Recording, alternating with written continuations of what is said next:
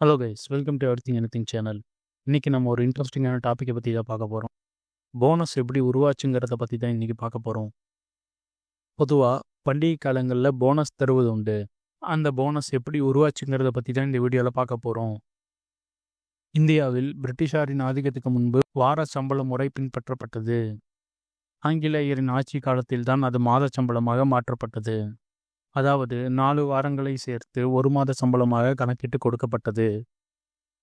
அவ்வாறு கணக்கிட்டு பார்த்தால் வருடத்துக்கு 12 சம்பளம் வருகிறது. ஆனால் வாரத்தின்படி சம்பளத்தை கணக்கிட்டால் 13 மாத சம்பளமாக வர வேண்டும் அல்லவா?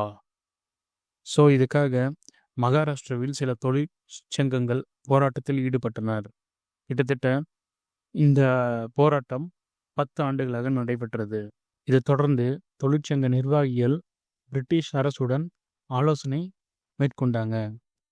ஸோ இது மூலமாக இந்தியாவில் பெரும்பான்மையான மக்களால் கொண்டாடப்படும் தீபாவளி பண்டிகையின் போது அதிக பண தேவை இருக்கும் என்பதால் தீபாவளிக்கு போனஸ் வழங்கப்பட்டது. முதலில் 1940ஆம் ஆண்டு ஜூன் 30 தான் இந்தியாவில் முதலாக போனஸ் வழங்கப்பட்டது. ஸோ அவ்வளோதாங்க. மேலும் சேனலில் பிடிச்சிருந்தா லைக் பண்ணுங்கள், ஷேர் பண்ணுங்கள், சப்ஸ்கிரைப் பண்ணுங்கள். Thank you guys. நெக்ஸ்ட் வீடியோவில் பார்ப்போம்.